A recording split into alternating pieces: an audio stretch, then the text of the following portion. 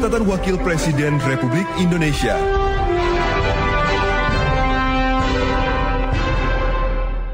Saat meresmikan Pasar Encik Puan Perak Kota Tanjung Pinang, Wakil Presiden Ma'ruf Amin menegaskan pasar merupakan pusat aktivitas ekonomi yang mendukung perekonomian daerah.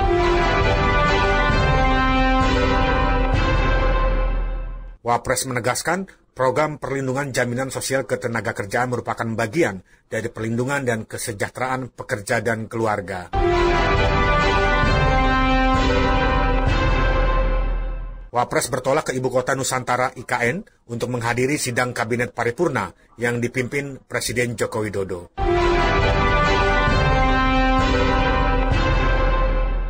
Inilah rangkaian kegiatan sepekan Wakil Presiden Ma'ruf Amin pada minggu kedua bulan September 2024 yang terangkum dalam catatan Wakil Presiden bersama saya, Rama Pamungkas, dan Ragil Lestari. Catatan Wakil Presiden Republik Indonesia.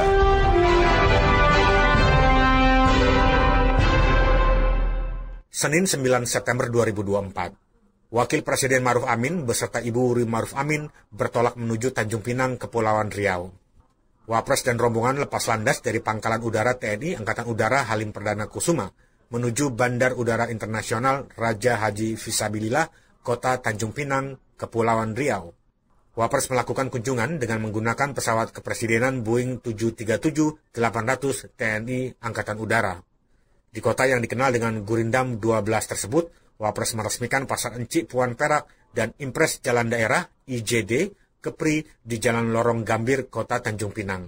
Seusainya, Wapres kembali menuju Bandar Udara Internasional Raja Haji Fisabilillah untuk bertolak ke Provinsi Kepulauan Bangka Belitung.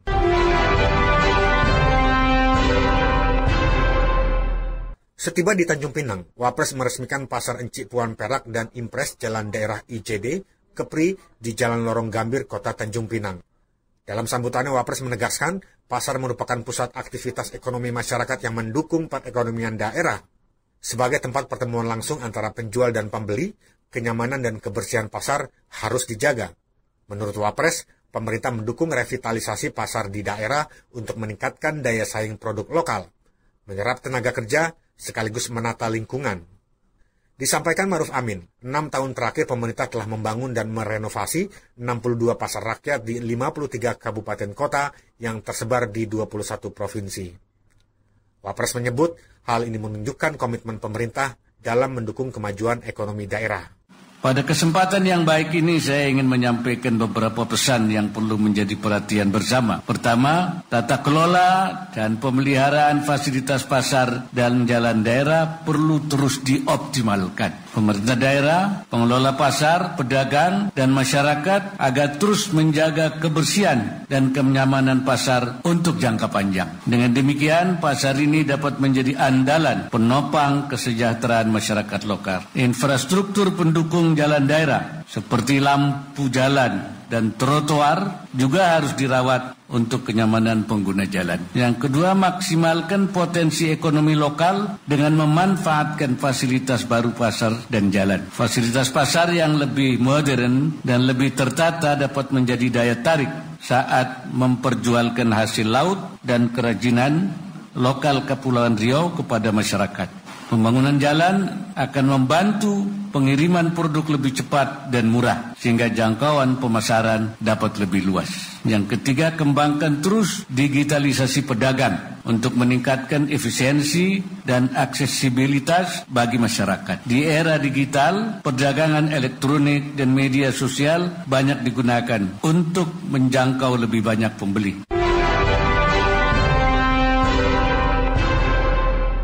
Dalam kesempatan ini, Wapres mengingatkan pelaku usaha agar menjadikan pasar sebagai fasilitas peningkatan skala usaha dan pusat penggerak ekonomi lokal.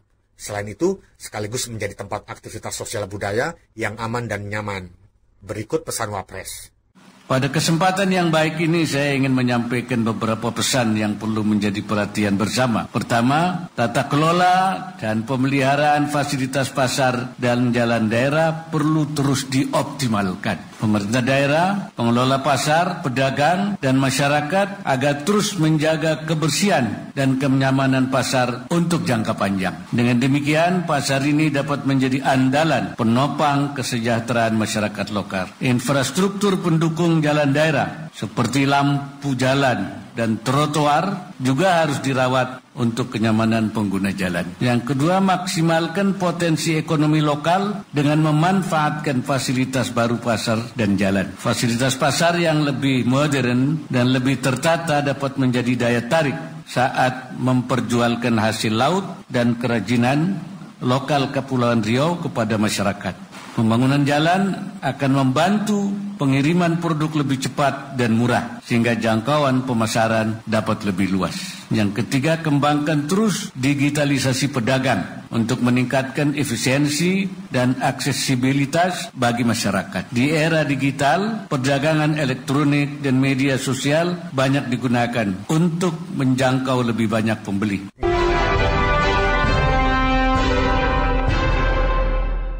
Selasa 10 September 2024, di Provinsi Bangka Belitung, Wapres meresmikan revitalisasi Pasar Tobo Ali dan pelaksanaan Impres Jalan Daerah di Bangka Belitung. Di acara ini, Wapres kembali mengingatkan bahwa revitalisasi Pasar Tobo Ali bertujuan menghadirkan fasilitas yang nyaman dan modern bagi pedagang dan pembeli. Selain itu juga diharapkan dapat meningkatkan daya saing UMKM yang menciptakan lingkungan usaha yang kondusif bagi masyarakat.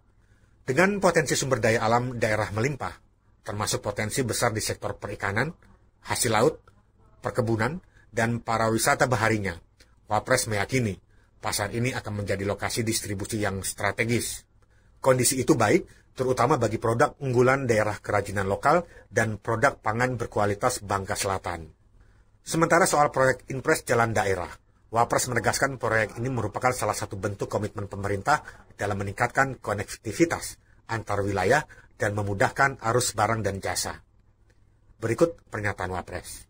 Pada kesempatan yang baik ini saya ingin menyampaikan beberapa hal untuk menjadi perhatian bersama. Pertama, keberadaan Pasar Tobo Ali dan proyek Impres Jalan Daerah harus memberikan manfaat yang luas bagi masyarakat. Pastikan seluruh lapisan masyarakat dapat menikmati manfaat revitalisasi pasar dan jalan daerah yang dibangun. Yang kedua, pengelolaan dan pemeliharaan pasar dan jalan daerah harus dilakukan secara optimal. Perhatikan, mari kita jaga kebersihan dan ketertiban lingkungan pasar sehingga menjadi daya tarik bagi pembeli dan turut meningkatkan kesejahteraan para pedagang. Pasar itu biasanya banyak sampahnya. Nah, itu harus diperhatikan. Jangan sampai kotor, kemudian juga tidak bersih, tidak nyaman. Begitu juga dengan ruas jalan yang telah dibangun, mari kita gunakan untuk mendukung aktivitas ekonomi dan sosial di daerah ini. Pastikan jalan dipelihara dengan baik sehingga dapat bertahan lama. Ketiga, perkuat sinergi dan kolaborasi multi-pihak, kementerian, lembaga terkait, agar melibatkan sektor swasta dalam pembangunan daerah,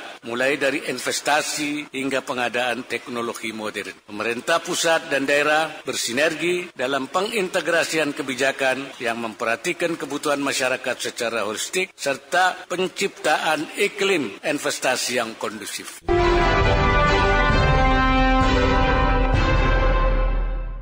Di Pasar Tobo Ali, Wapres membuka sesi tanya jawab dengan awak media menyikapi beberapa isu di tanah air.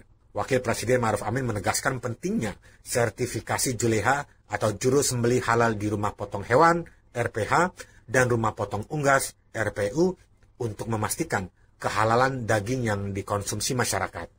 Wapres menekankan pentingnya sertifikasi ini untuk memberikan rasa aman konsumen serta memastikan produk yang dikonsumsi memenuhi syariat agama.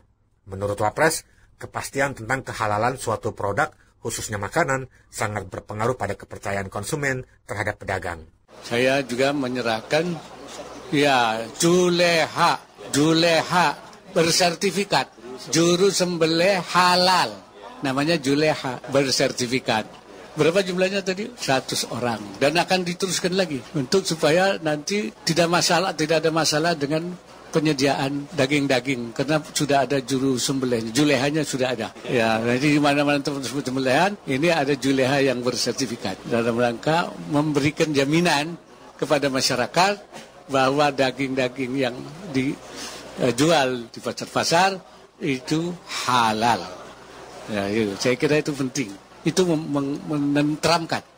Kalau enggak nanti ini halal apa tidak. Nah ini jadi itu juga menenteramkan semuanya. Saya kira itu. Ini bagian komitmen daripada pemerintah pusat, pemerintah daerah. Ya, oleh karena itu saya dalam pidato saya dan kepada para pedagang berpesan supaya pasar ini dijaga kebersihannya.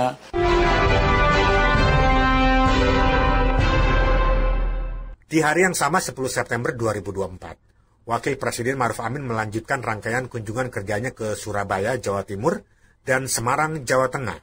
Wapres dijadwalkan menghadiri permukaan ikon aset di Auditorium Universitas Nahdlatul Ulama Surabaya dan berpidato di acara Stadium Jenderal Fakultas Ekonomika dan Bisnis Universitas Diponegoro dengan tema Membaca Ekonomi dan Keuangan Syariah pada Pemerintahan Baru Indonesia.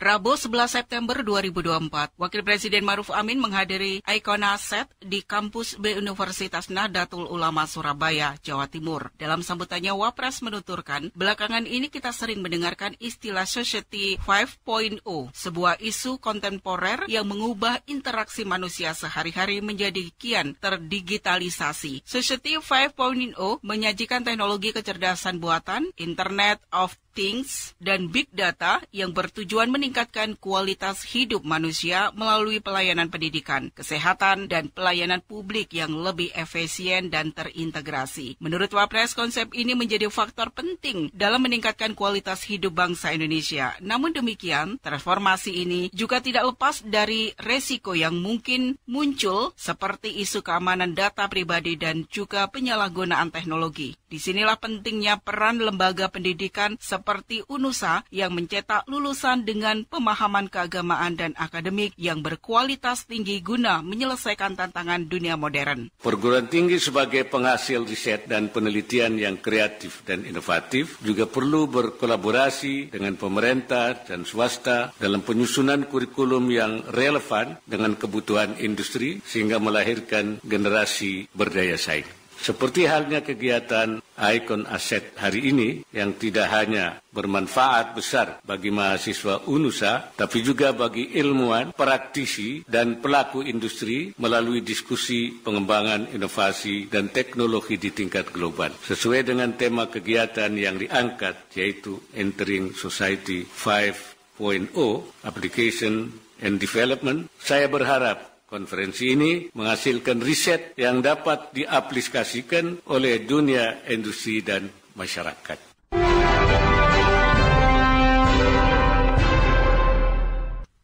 Sesuai dengan tema kegiatan, Wapres berharap konferensi ini menghasilkan riset yang dapat diaplikasikan oleh dunia industri dan masyarakat. Wapres memberikan beberapa pesan berikut selengkapnya. Dalam kesempatan yang baik ini, saya ingin menyampaikan beberapa pesan. Pertama, kembangkan riset dan penelitian yang relevan dengan kebutuhan zaman, dengan tetap menjadikan ajaran agama sebagai fondasi utamanya. Jadi, berdasarkan manhaj imani atau manhaj rabbani atau juga manhaj tasyri'i. Inovasi yang dihasilkan dapat memenuhi tuntutan teknologi dan sosial dengan tetap menjunjung tinggi nilai-nilai etika dan moral. Yang kedua, bangun peluang kerjasama dengan dunia usaha dalam mengaplikasikan hasil riset sekaligus menyiapkan lulusan dalam memasuki lapangan kerja. Kerjasama ini dapat membuka kesempatan bagi institusi untuk mendapatkan umpan balik langsung dari industri yang berguna dalam menyempurnakan riset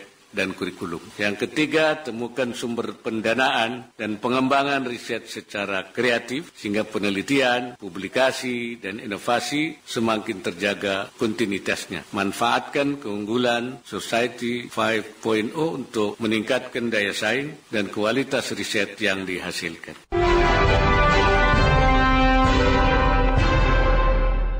Dari Jawa Timur, Wapres dan rombongan terbatas menuju Jawa Tengah untuk menghadiri acara Stadium General di Fakultas Ekonomika dan Bisnis Universitas Diponegoro atau Undip. Acara ini mengangkat tema membaca ekonomi dan keuangan syariah pada pemerintahan baru Indonesia. Dalam sambutannya, Wapres menuturkan ekonomi dan keuangan syariah telah mengalami perkembangan yang cukup pesat dalam 5 tahun terakhir. Kontribusi aktivitas usaha syariah terhadap PDB nasional pada Desember 2023 mencapai 47%. Bahkan pangsa pasar keuangan syariah saat ini telah mencapai 11,04% terhadap total aset keuangan nasional. Pada sektor dana sosial syariah, menurut Wapres, kita telah melihat potensi besar wakaf uang yang telah terakumulasi sebesar 2,56 triliun rupiah. Bahkan zakat, infak, sedekah, dan dana keagamaan sosial lainnya telah mencapai 32,3 triliun rupiah. Dengan potensi yang besar, ekonomi syariah dapat menjadi pilar penting dalam mempercepat pertumbuhan ekonomi Indonesia melalui berbagai strategi kebijakan seperti pengembangan ekosistem industri halal yang terintegrasi dari hulu hingga hilir, hingga peningkatan inklusi keuangan syariah dan literasi masyarakat tentang ekonomi syariah. Dengan fokus pada produktivitas, stabilitas, perlindungan sosial, dan pemerataan ekonomi, diharapkan ekonomi syariah dapat kontribusi secara signifikan terhadap kesejahteraan masyarakat dan juga mendukung transformasi ekonomi inklusif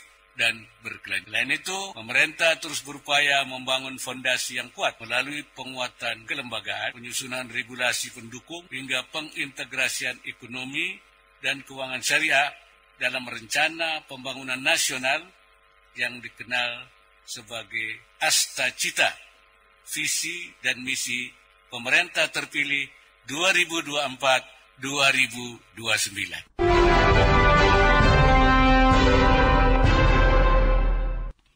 Menurut Wapres, beberapa program prioritas untuk mendorong Indonesia menjadi pusat ekonomi syariah, diantaranya melalui penguatan lembaga keuangan syariah, perluasan ekosistem usaha syariah, pendidikan dan penelitian, serta optimalisasi pemanfaatan dana sosial syariah, hingga penguatan sistem kesehatan nasional melalui vaksin halal, dan lain-lain. Sebagai upaya mengakselerasi ekonomi dan keuangan syariah yang mampu tetap eksis dan semakin berkembang, Wapres menyampaikan beberapa pesan. Saya ingin menyampaikan beberapa pesan. Terapkan pembangunan ekonomi syariah berkelanjutan dengan pendekatan ekosistem secara menyeluruh dan terintegrasi lintas sektor. Perlu dilakukan penelitian dan pengkajian lebih lanjut tentang bagaimana pendekatan ekonomi dan keuangan syariah yang efisien dan efektif pada tiap sektor-sektor. Yang kedua, kuasai dan kembangkan sistem digitalisasi. Untuk mendukung pengembangan ekonomi dan keuangan syariah, pemerintah perlu mengembangkan infrastruktur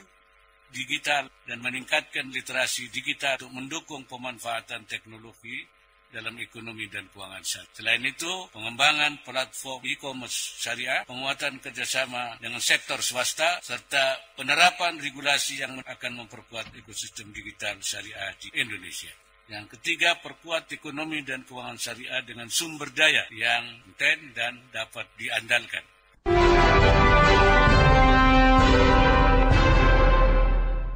Kamis 12 September 2024, Wakil Presiden Maruf Amin menghadiri acara penyerahan Piala Penghargaan Jaminan Sosial Ketenagakerjaan atau Paritrana Award tahun 2024 di Ballroom Plaza Jamsostek Kuningan, Jakarta Selatan. Dalam sambutannya, Wapres menuturkan program perlindungan jaminan sosial ketenagakerjaan merupakan wujud nyata hadirnya negara dalam memberikan perlindungan dan kesejahteraan bagi pekerja dan keluarganya. Dalam upaya menuju Indonesia Emas 2045, salah satu pilar pembangunan yang hendak dicapai yaitu pembangunan manusia melalui reformasi ketenagakerjaan. Oleh karena itu, dengan jumlah penduduk yang bekerja pada 2024 mencapai 142 juta orang, pemerintah terus berupaya meningkatkan universal coverage jaminan sosial ketenagakerjaan. Wapres berharap pada tahun 2045 nanti 99,5% pekerja di Indonesia telah dapat terlindungi seluruhnya.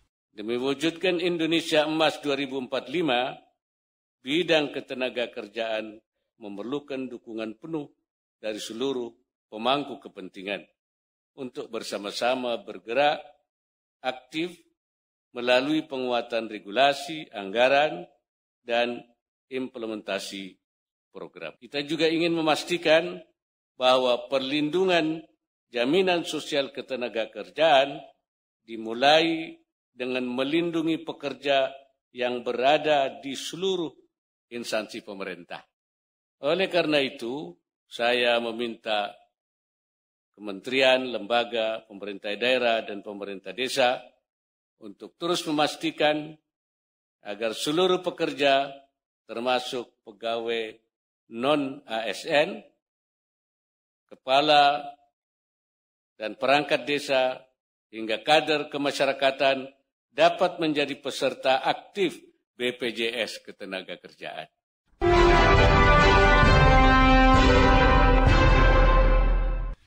Dalam kesempatan ini, Wapres juga meminta kementerian, lembaga, pemerintah daerah, dan pemerintah desa untuk terus memastikan agar seluruh pekerja termasuk pegawai non-ASN, kepala dan perangkat desa, hingga kader kemasyarakatan dapat menjadi peserta aktif BPJS Ketenagakerjaan. Berikut beberapa pesan Wapres. Dalam kesempatan yang baik ini saya ingin menyampaikan beberapa pesan. Pertama, maksimalkan alokasi anggaran bagi perlindungan pekerja rentan. Seluruh pemerintah daerah agar dapat menyusun program-program berdampak nyata dan inovasi implementasinya sebagai upaya peningkatan capaian universal coverage jaminan sosial ketenagakerjaan setiap tahun. Pastikan regulasi dan kebijakan yang ada dapat mendukung percepatan perlindungan pekerja miskin, rentan, dan tidak mampu sehingga kemiskinan ekstrim bisa segera turun. Kedua, dukung terus inovasi layanan BPJS Ketenagakerjaan agar akses dan kemudahan dalam pendaftaran serta pemanfaatan manfaat jaminan sosial semakin luas dan merata di seluruh Indonesia. Inovasi seperti digitalisasi layanan dan peningkatan sistem teknologi informasi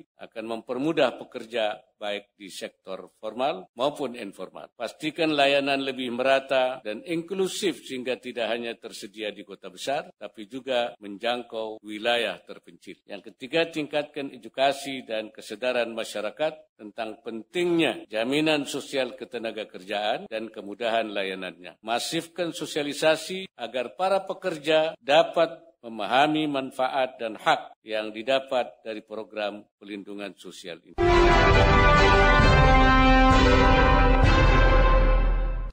Siang harinya Kamis 12 September 2024, Wakil Presiden Maruf Amin bertolak ke Kalimantan Timur. Wapres menghadiri sidang Kabinet Paripurna di Ibu Kota Nusantara, Kalimantan Timur. Wapres beserta rombongan menggunakan pesawat khusus kepresidenan Boeing 737-800 TNI Angkatan Udara lepas landas dari Pangkalan Udara TNI Angkatan Udara Halim Perdana Kusuma, Jakarta, menuju Bandar Udara Internasional Sultan Haji Muhammad Sulaiman Sepinggan, Balikpapan. Setelah menempuh penerbangan selama 2 jam 10 menit, usai beristirahat sejenak di ruang tunggu utama, Wapres didampingi oleh PJ Gubernur Kalimantan Timur menuju Hotel Grand Senior Balikpapan dengan berkendara mobil untuk bermalam dalam rangka mempersiapkan keesokan harinya menuju ke Ibu Kota Nusantara pada Jumat 13 September 2024 dengan menggunakan helikopter VVIP Super Puma untuk menghadiri serangkaian agenda kenegaraan yang telah dijadwalkan. Sebagai agenda utama, Wapres menghadiri sidang Kabinet Paripurna yang dipimpin oleh Presiden Republik Indonesia Joko Widodo. Dan topik pembahasan dari sidang Kabinet Paripurna ini adalah arahan Presiden Republik Indonesia tentang persiapan transisi pemerintahan serta laporan akhir dari para menteri koordinator yang mewakili para menteri di bawah koordinasinya. Di IKN, Wapres juga mengikuti foto bersama Presiden Republik Indonesia, para Menteri Kabinet Indonesia Maju atau KIM. Siang harinya Wapres melaksanakan salat Jumat berjamaah di Hotel Nusantara. Setelah pelaksanaan seluruh rangkaian agenda kerja di IKN, Wapres dijadwalkan kembali ke Jakarta di hari yang sama.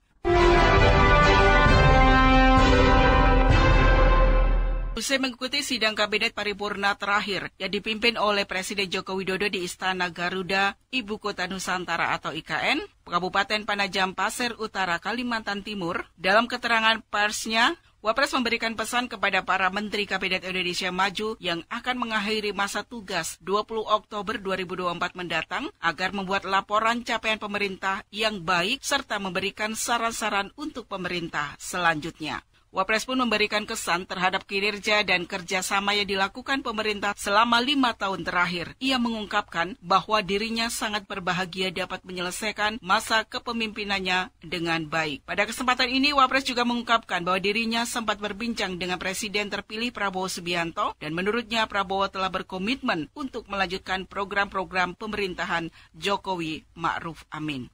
Ya, saya kira pesan saya ya buat laporan yang bagus. Keberhasilan kita, hal-hal yang masih tertunda, dan kemudian juga kita berikan saran-saran kepada pemerintahan yang baru. Sama ya nanti ada berkelanjutan kan. Selama 5 tahun seperti apa? Wah, saya kira sangat gembira lah, karena kerjasama kita bagus, hasil-hasil juga yang dicapai juga maksimal, dan kepercayaan masyarakat juga tetap tinggi, kepuasan masyarakat. Ya, sebenarnya bisa. Bahwa ada kekurangan-kekurangan saya kira itu pasti ada, tapi secara keseluruhan alhamdulillah berjalan dengan baik. Ada ngobrol-ngobrol sama Pak Prabowo di rapat? Ya, kita bernomor gembira, dan beliau juga menyatakan karena dia juga bagian dari pemerintahan yang sekarang, dan beliau juga akan melanjutkan. Jadi ini betul-betul akan terjadi proses keberlanjutan, hal-hal yang beliau mengikuti apa yang sekarang, apa yang belum tercapai, sehingga transisinya itu berjalan dengan baik. Ya, saya kira hal-hal yang memang sudah semua direncanakan, semua bidang, ada ekonomi, ada regulasi-regulasi yang masih perlu diselesaikan, dan semuanya sudah menjadi program yang berjalan, dan ada hal-hal yang harus dialihkan ke pemerintahan yang baru.